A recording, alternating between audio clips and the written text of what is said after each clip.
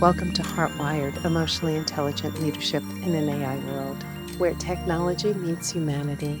Today is a special episode for me. I'm joined by someone who played a major role in shaping my thinking and bringing HeartWired leadership to life, Mark Sylvester. Thank you, Mark, for being here. I am thrilled to be here on this pod. This is what a great place to talk about the thing that you are so skilled at and that you've been studying and so passionate about. This is perfect timing too. Yeah, and you're such a business visionary, and you were my coach, my mentor, and you helped me get that voice. You helped me look at my purpose, my focus. So thank you, because I had all of this experience, whether it be academic, professional, and I had this great idea, and you helped me put it all together and come up with this podcast. So thank you for that. You're welcome. When I call it dive in and discover, and we do that, right. We dove into your brain, and we pull out remember, we did 4 specific things, like what are you really passionate about, and like most of the time we don't think about these things, like what are you really passionate about, and we took our time with it. And then we said, what kind of skills do you have? And, you just kind of think, like, what skills do I have? And we got through that. And then it was like, well, what skills do I have that I can get paid for? Like, you're a great coach and you have got a great voice, and you're really good at asking questions, and you have all the EQ ness necessary to really show up for people. And then the fourth is, why are we here? Why are you here? What's your mission? And we talked at length about that, remember? And then when we put those 4 things together, we then know your purpose.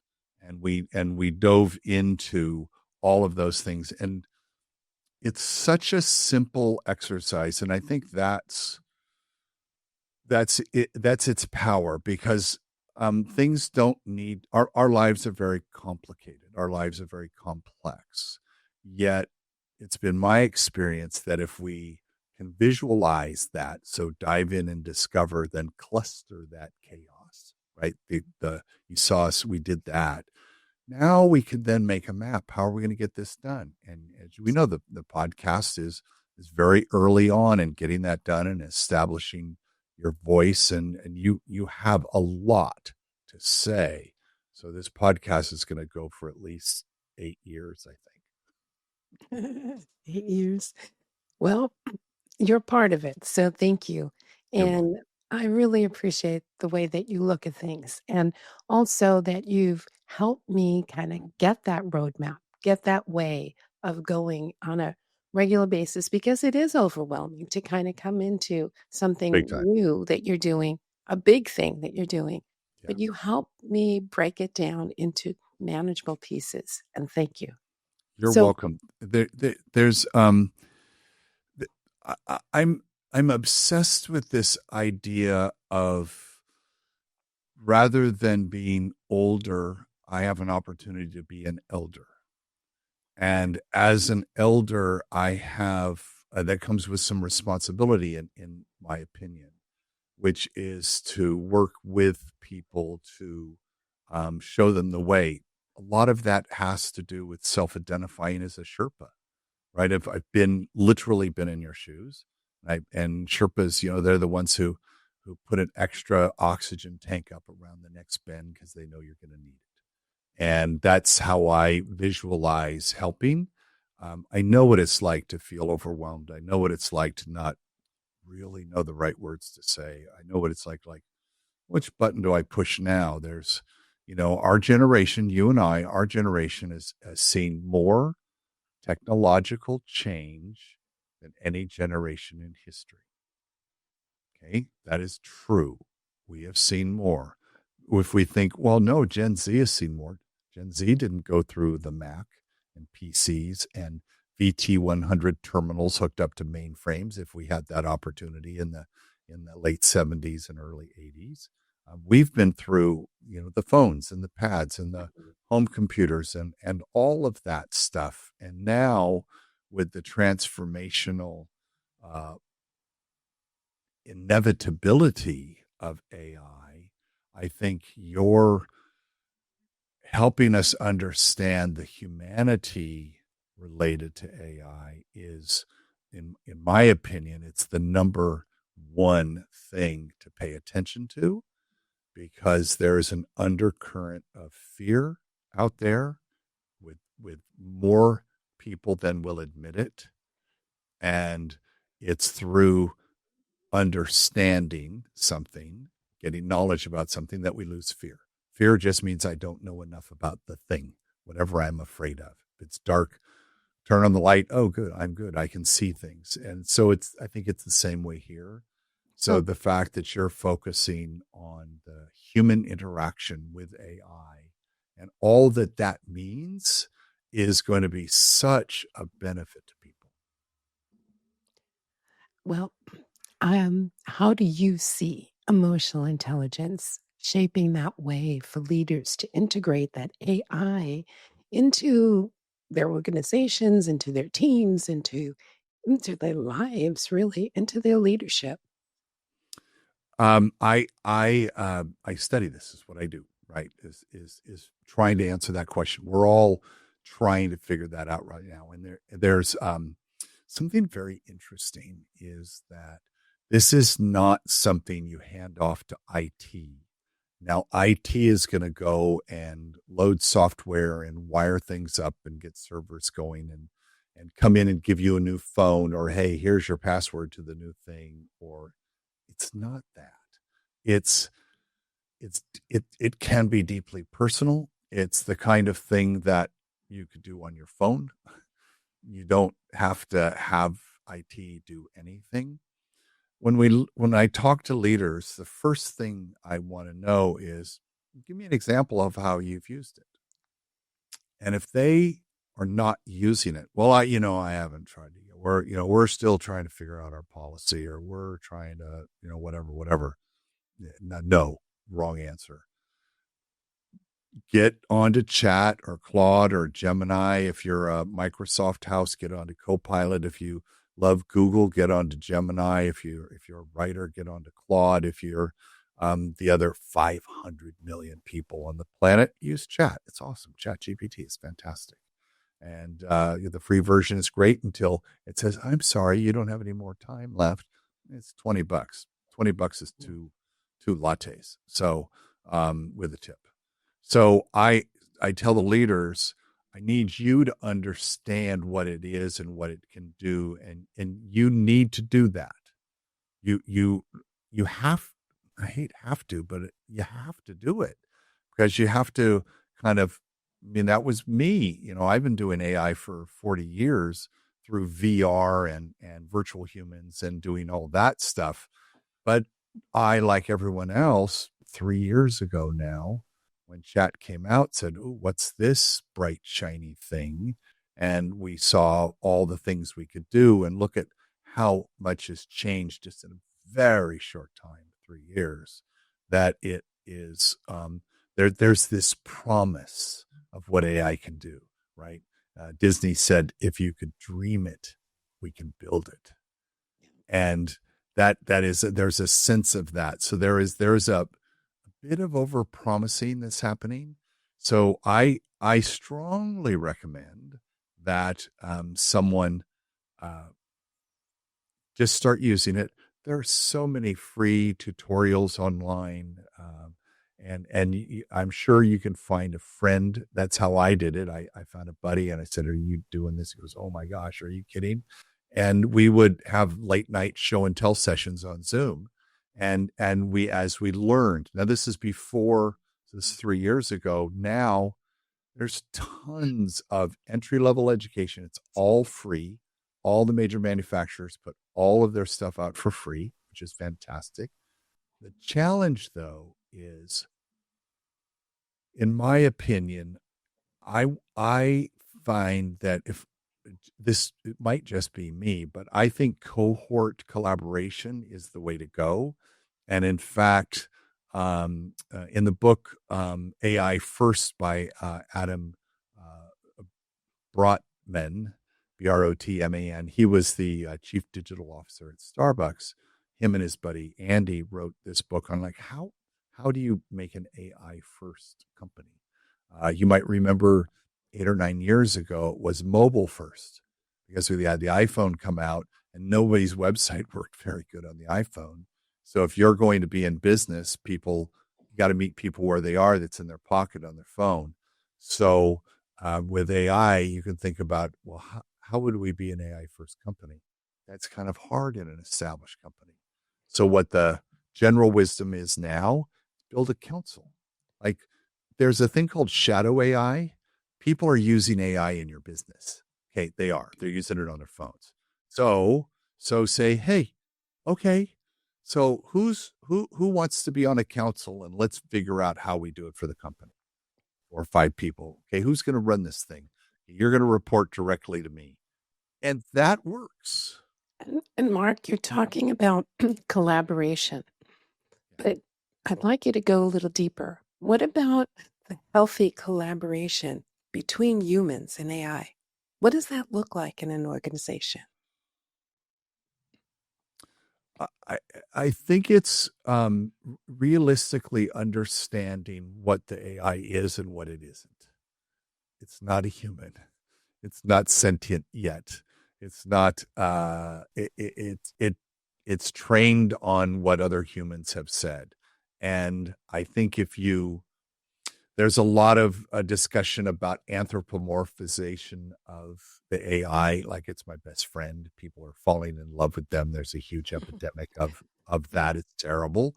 But I think if we look at it as what I do is I think of it as a member of my team. So I have several members of my team, and I treat them like I did at both of my software companies. I give them respect. And I expect a lot from them, and I talk to them as if they are doing a job for me. I'm not fraternizing with them, if you will. But when they do a good job, I tell them great, and remember what you just did because that output was extra special. Thank you so much. And there are some, there's maybe a few schools of thought on that, but I've found that because I spend so much time working with my team, well, it's like when we go to work, we love working with people. We love that. And I particularly love collaborating with someone else and an AI. So we do that a lot. My business here locally is called Coastal Intelligence. And we've got 3 partners, and it's very often the case. We will start a notebook LM from Google. We'll start a notebook and we'll load up all the stuff that we're studying for that specific task. And then we'll both work on it simultaneously. And it's one of the things that came out of COVID was we've learned how to collaborate online. Like we've all, it's more than just having Zoom meetings. It's there's a whole sense of collaboration in real time that's fantastic. And that same thing is absolutely passed over to AI. So I think having realistic expectations of what it can and can't do. I think there's absolutely a book in everybody's future. It's called Co-Intelligence. It's by Professor Ethan Mollick at Wharton. I have it required reading. It's the book, or required listening. I like to listen to books because you want to hear from someone. Like if you don't really know, you've heard all this stuff.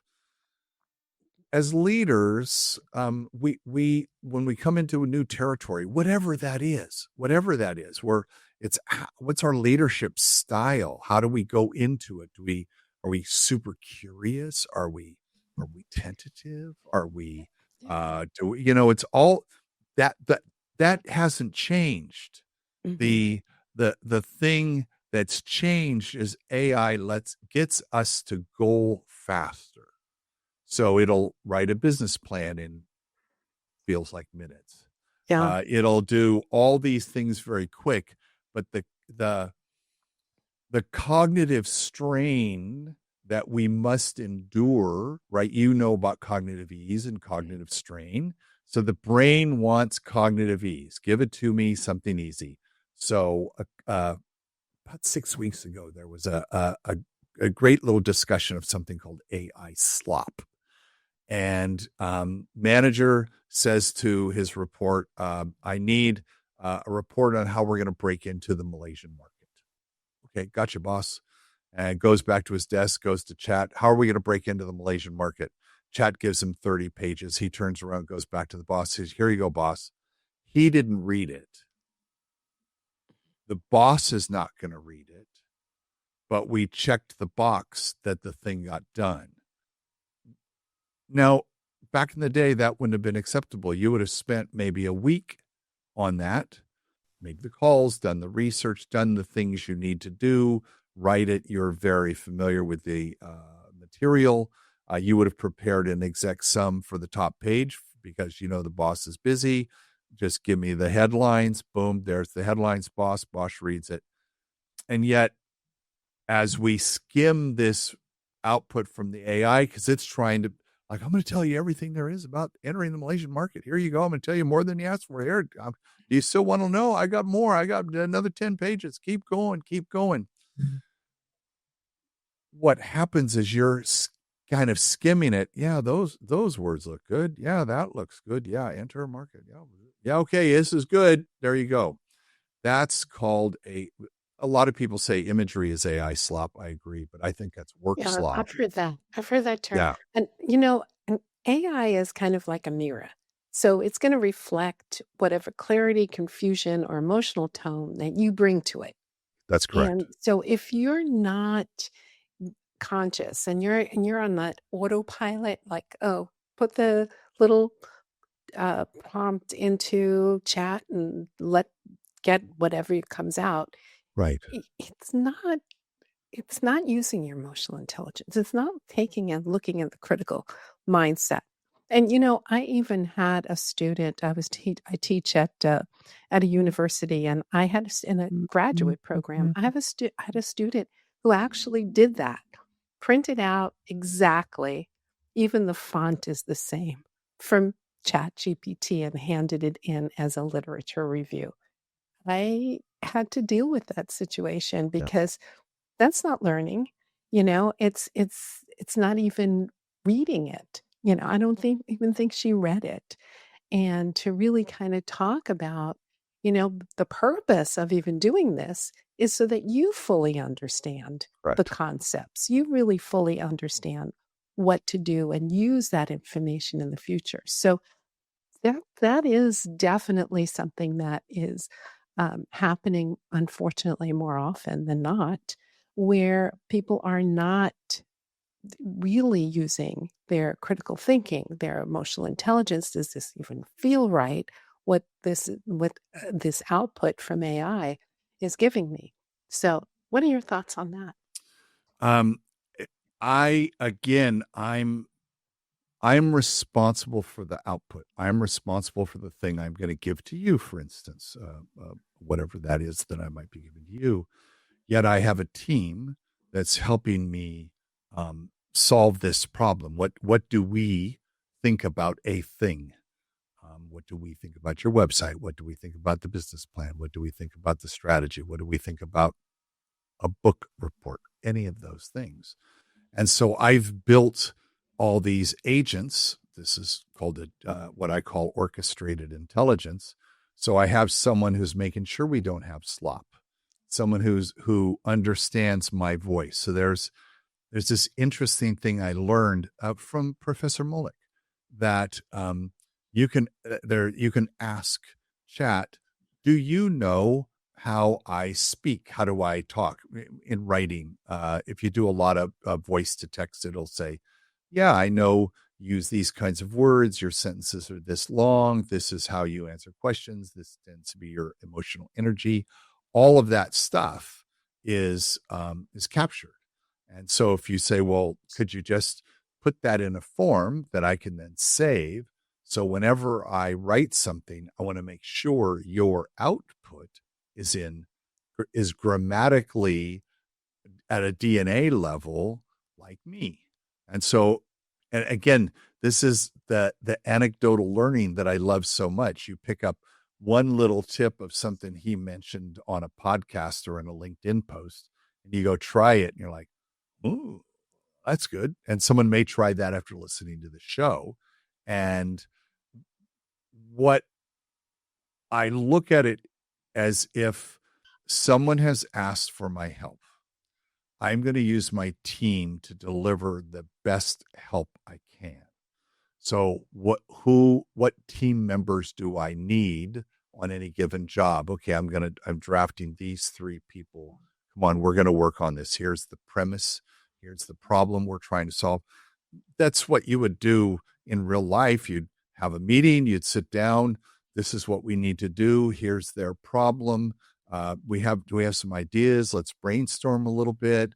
Okay, let's go write for a couple of hours and research or make phone calls or whatever we need to do, put together our thoughts, and let's come back in 4 hours towards the end of the day, see where we're at and plan out the next day. That would be a very logical way. And then they may individually draft pieces of a report that gets put together. I put my little want on it in the front and read everything and make sure there's continuity, that there's no blind spots, that things flow correctly, that even though 3-4 people wrote in it, it feels like it's a cohesive from a tone of voice point of view document, and that we get the what, the so what, the now what, we get all of those things in there and think about the accessibility, because we're doing this for someone else. We're not doing it for ourselves, right? Service leadership says we're doing things for others. So with that, those are agents. Those aren't real people. And yet I give them the context that they need to do their job. And then I will always say, do you understand what we need to do? Yes, you've asked for burp, burp, burp. Okay, yes, great. And then I get it, and we all have all have had this experience. That's completely wrong. Or you made up that fact. So, over time, I've learned how to tune, if you will. So I just built an agent. Not hard, you guys. Not hard at all. I can do it. That make an agent that is a fact checker. So I have a fact checker that works alongside everybody else. So if you say something and it's, that when you make a prompt, when you first learn how to make prompts, you have to fill the sentence in as a, then role, I want this so that prompt. So that's how they're all programmed, which is an agile thing. And so I say, so you could say, as a researcher, I need you to check on the facts of this piece. That would be a white belt level prompt. However, you could do something a little better. You could say, I'm a fact checker for the New York Times. I've been running the fact checking department for 32 years. My background before that was at the Library of Congress. And so you'll say you are a fact checker, that you've worked here, and before that you worked there, and if they said it was a blue shirt, you're going to go check to make sure that person was wearing a blue shirt, because the facts are important. And that works. It totally works. Oh, but we're really close to time, so I want to kind of Okay. just get Okay. from you, if you Yes. can give our listeners just one thing they could take away, especially in leadership, especially with emotional intelligence, to really prepare for the next generation of AI and the next generation of what leadership looks like, what would you say? I'm going to go to something that is old school leadership, which is about culture. And do you have a culture that promotes safety? Do people feel safe at work? Do people feel safe on the team? because it's not until we have a safe environment that we can build trust. And if we don't have trust, we don't have anything. Mhm. And Yeah. I want to trust the people I'm working with. I want to trust everything they say. I want all of that stuff. And so if people are hiding the fact they're using AI, or they're not being, I'm integrity is super important to me. So culturally, leaders need to make sure they've got their culture dialed and that it's very safe. And I have a philosophy that before you can put in a tech stack is what we're going to call all the little bits of technology we're going to pile on to one another to be able to exist in this new world. I think we need a trust stack. I think we need to really look, and do we have that done? Every company I've been in the last 10 years and every collective cohort that I'm in, we start by everybody goes around and I look you in the eye and I reach over and I tap you on the shoulder and say, I've got your back. And then you look at me and I've got your back. And when you honestly, and it's not, I've seen it where we've had teams. We did this last night at the women's club. It's like, got your back. Next person. Oh, got your back. Ooh, got your back. No, it's eye contact. We've lost a sense of community, a profound sense of community, because of COVID, and we're still now 5 years past that, going into our 6th year past that, and we're still not up to speed, and we crave community so much, and people are finding that community by conversing with the AI, and that's a little troubling, right? It's Yeah. troubling. So No. create a sense of safety, be a leader.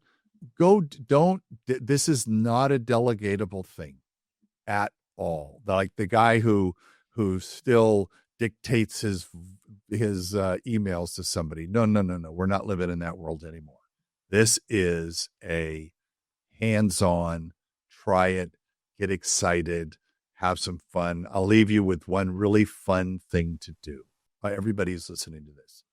Take out your phone, and I want you to point it anywhere, wherever you are. Just point your phone someplace, take a picture, and then send that picture to your AI and tell the AI, tell me something I don't know about this photo. Oh, I love that. It's great. And I did it in Ohio at TEDx we were helping with, and we were standing in the lobby of a hotel, and it happened to catch in that shot. It caught the newspapers that were in the lobby on the table, and it knew by what the headlines were what the date was, Mhm. and then it could see stuff in the background. It's a really fun way to really understand the power that we now have to transform our lives, transform our businesses. And as long as we remember that we're the composer, the AI is the conductor, but we're still the one who decides whether we like the music or not. And that's all about what I want. Why I'm doing this is because of that emotional intelligence. You talked about that. You can't build trust unless you can build relationships. You can't Correct. build the type of relationships until you fully understand who you are yourself. So that self-awareness, that social recognition, what are the people around you? That's the essence of what you're talking about. That's the Right. human quality that right. really drives what is going to happen in the future, how our workplaces are going to be different, because leaders will create that culture of safety, that feeling that you belong. You don't need an AI to do that. No, you don't. You need Humans. yourself. Yeah, who you are, that personal touch. Well, Mark, thank you so much for joining us today.